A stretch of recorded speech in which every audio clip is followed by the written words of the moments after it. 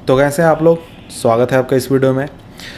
पिछले वीडियो में हमने यहाँ तक पढ़ा था, वीडियो नंबर सेकेंड में क्लास 9th के चैप्टर नंबर 2 पॉलिटी का वीडियो नंबर सेकेंड में हमने यहाँ तक पढ़ा था, और ये है थर्ड वीडियो और ये पिछले वीडियो का कंटिन्यूएशन है। तो इस वीडियो को देखने से पहले आप पिछला वीडियो ज़रूर देख लें, जिसका लिंक मैंने नीचे डिस्क्रिप्शन में देख लिया है। उसके बाद ही इस वीडियो को देखना शुरू करें, क्योंकि ये इसके कुछ हिस्से पिछले वीडियो में है और आप देखेंगे तो आपके लिए ही ज़्यादा बेहतर होगा।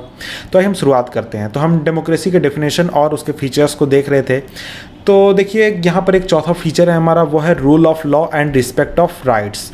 तो यहाँ पर हम एग्जांपल देख रहे हैं जिम्बाब्वे का। Zimbabwe attend independence from white minority rule in 1980। Zimbabwe को वाइट माइनॉरिटी रूल से आज़ादी मिली 1980 में, 1980 में। उसके बाद कंट्री को रूल किया जा रहा है एक पार्टी द्वारा जिसका नाम है ZANU-PF। और ये वही पार्टी है जिसने फ्रीडम स्ट्रगल को लीड किया था, जैसे कि इंडिया में कांग्रेस ने लीड किया था फ्रीडम स्ट्रगल को, और बाद में वो इलेक्शन में चुनाव लड़ने आ गई। लेकिन जिम्बाब्वे में वैसा नहीं था। जिम्बाब्वे में जो पार्टी थी ZANU-PF, वो इस जिम्बाब्वे को रूल करने लगी। उसका जो लीडर था रॉबर्ट मुगाबे, वो कंट्री को रूल कर रहा है जब से वो कंट्री आज़ाद हुआ है। वहाँ पर इलेक्शंस होते हैं लगातार, लेकिन जो इलेक्शन है वो हमेशा जीता जाता है किसके द्वारा? इसी पार्टी के द्वारा, ZANU-PF पार्टी के द्वारा। और इसके बाद जो प्रेसिडेंट मुगाबे है वो पॉपुलर है, लेकिन वो चुनाव में अनफेयर प्रैक्टिसेस को यूज़ करता है चुनाव जीतने के लिए। पिछले कुछ सालों में उसकी जो गवर्नमेंट है उसने कॉन्स्टिट्यूशन में काफ़ी ज़्यादा बदलाव किया है, ताकि वो प्रेसिडेंट के पावर को इंक्रीज़ कर सके, प्रेसिडेंट के पावर को बढ़ा सके और उसे लेस अकाउंटेबल बना सके। यानी वो आसानी से बिना किसी को जवाब दिए, बिना किसी जवाबदेही के कोई भी काम कर सकता है। और जो अपोजिशन पार्टी जो है, अपोजिशन पार्टी के वर्कर्स को काफ़ी ज़्यादा हरास किया जाता है, काफ़ी ज़्यादा परेशान किया जाता है, और उनके मीटिंग को डिस्टर्ब यानी छेड़छाड़ की जाती है, मीटिंग होने नहीं दिया जाता, इस तरह की चीज़ें होती हैं।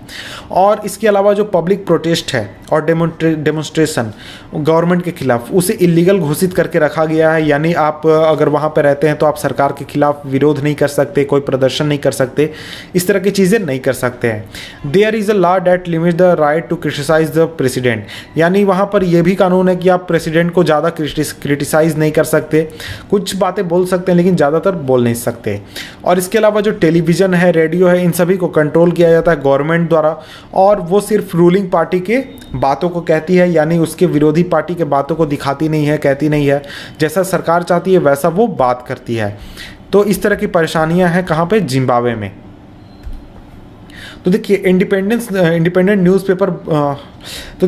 न्यूज़पेपर हैं वो अवेलेबल हैं, लेकिन उन जर्नलिस्ट को गवर्नमेंट जो है वो परेशान करती है, हरास करती है, जो कि सरकार के खिलाफ बातें करते हैं या फिर सरकार के खिलाफ जाने की कोशिश करते हैं। और वहाँ की जो सरकार है उसने कोर्ट के जजमेंट को भी काफ़ी ज़्यादा इग्नोर किया है, बहुत सारे जजमेंट को। और इसके अलावा सरकार ने जजेस को भी प्रेशराइज किया है ताकि वो सरकार के समर्थन में ही फैसले दें।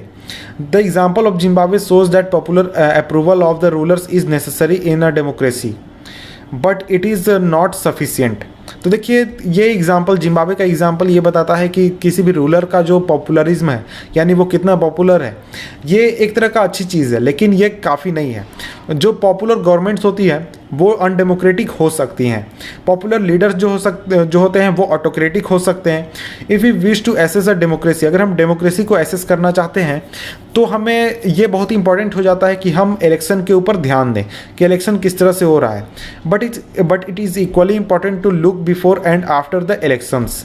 यानी कि इलेक्शन के बाद और इलेक्शंस के तरीके को संभाल कर रखना, ये भी एक तरह का इक्वली इंपॉर्टेंट हो जाता है। यानी डेमोक्रेसी के ऊपर इलेक्शन के बाद क्या हो रहा है, पहले क्या हो रहा है, इन सभी चीज़ों पर भी ध्यान देना जरूरी हो जाता है। There should be sufficient room for normal political activity including political opposition and in period before elections.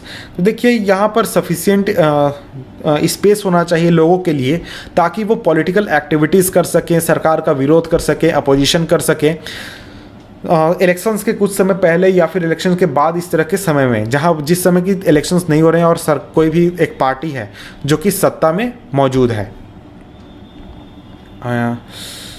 Election this requires that the state should respect some basic right of the citizen. इसके लिए ज़रूरी है कि सरकार जो है यानी कि जो देश है या फिर कोई भी सरकार वो सिटीजन्स के बेसिक राइट्स को रिस्पेक्ट करे। They should be free to think. लोगों को ये आज़ादी मिलनी चाहिए कि वो फ्री होकर सोच सकें, अपने ओपिनियंस बना सकें और अपने ओपिनियंस को फ्रीली पब्लिक में एक्सप्रेस कर सकें और एसोसिएशंस बना सकें, प्रोटेस्ट कर सकें और दूसरे पॉलिटिकल एक्शंस वो कर सकें। Everyone should be equal in the eyes of law. और सभी लोग जो हैं उन्हें कानून के नज़र में बराबर होना चाहिए। This rights must be protected by an independent, मैं इसे नीचे कर देता हूँ, bye an independent judiciary.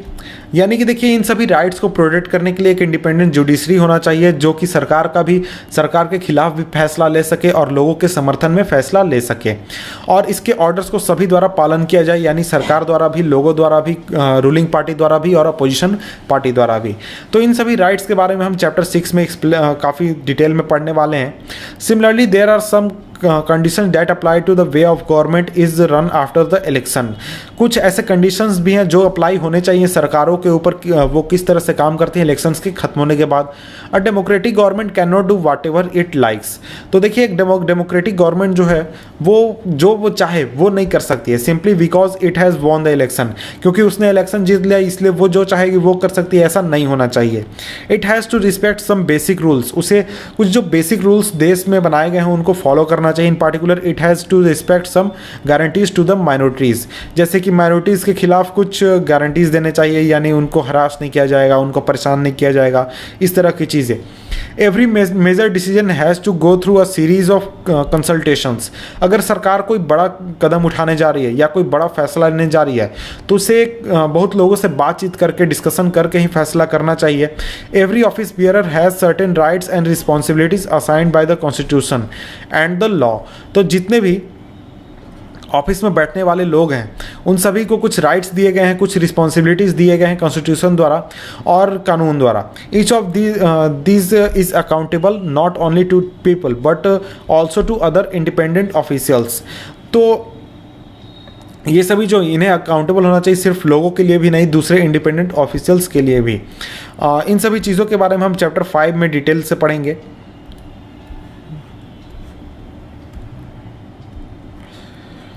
Both this aspect give us the fourth and final feature of democracy. हमें डेमोक्रेसी का फोर्थ एंड फाइनल फीचर यहाँ पर समझ में आता है और वो है democratic government rules within limit set by constitutional law and citizens rights.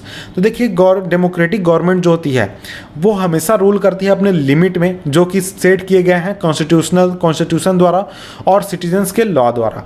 यानी वो सिटीजन्स के राइट्स में से छेड़छाड़ नहीं करेगी, उन्हें किसी तरह का हरास नहीं करेगी, किसी तरह से परेशान नहीं करेगी।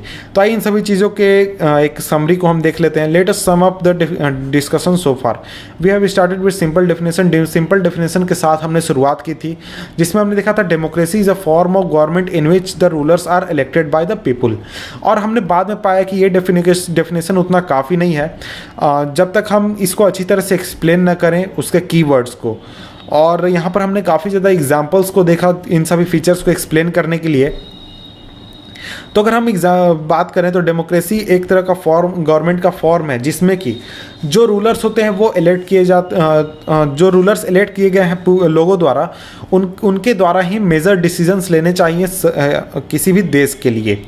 फॉर एग्जांपल अगर इंडिया में लोग अगर इलेक्ट करते हैं किसी भी सरकार को तो वो सरकार ये सभी फैसले ले कि उसे क्या करना है, न कि कोई अमेरिका की गवर्नमेंट या फिर रशिया की गवर्नमेंट या फिर कहीं और की government. Elections offer a choice and fair opportunity to the people of change the current rulers.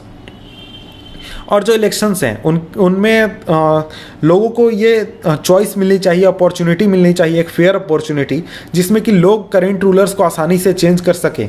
इसका मतलब ये है कि अगर कोई जितना चांस एक अपोजिशन पार्टी वाले कैंडिडेट को हारने का है उतना ही चांस होना चाहिए कि जो रूलिंग पार्टी का कैंडिडेट है वो भी हार जाए। और this choice and opportunity is available to all of the people on the equal basis.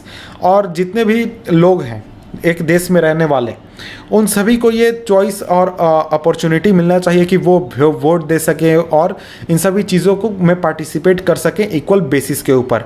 यानी कि हम जैसे बात करते हैं यूनिवर्सल एडल्ट फ्रेंचाइज की, तो उसी की बात यहाँ पर की जा रही है कि सभी लोगों को वोट देने का अधिकार होना चाहिए एक देश के अंदर, और जो वोट का वैल्यू है वो बराबर होना चाहिए। The exercise of this choice leads to government limited by basic rules of constitution and citizens right. तो देखिए, गवर्नमेंट जो बनी, अगर गवर्नमेंट कोई बनती है इलेक्शन के बाद, तो उस गवर्नमेंट को काम करना चाहिए जो कि कॉन्स्टिट्यूशन के द्वारा नियम कानून तय किए गए हैं, या फिर सिटीजन्स के जो राइट हैं उन सभी से छेड़छाड़ ना करते हुए उसके लिमिट के अंदर में अगर काम करे तो ये अच्छी बात है। और इसी तरीके से एक डेमोक्रेटिक गवर्नमेंट काम भी करती है। तो यहाँ पर हमने कुछ फीचर्स देखे, डेमोक्रेसी के कुछ फीचर्स, डेमोक्रेटिक गवर्नमेंट के कुछ फीचर्स, और इसके बाद हमारा टॉपिक नंबर है टॉपिक नंबर 2.3। तो इस टॉपिक को हम पढ़ने वाले हैं नेक्स्ट वीडियो में। तो मिलते हैं हमसे आपसे नेक्स्ट वीडियो में, जिसमें हम पढ़ेंगे वाई डेमोक्रेसी, डेमोक्रेसी की हमें ज़रूरत क्यों है। तो मिलते हैं हमसे हम नेक्स्ट वीडियो में, तब तक के लिए गुड बाय।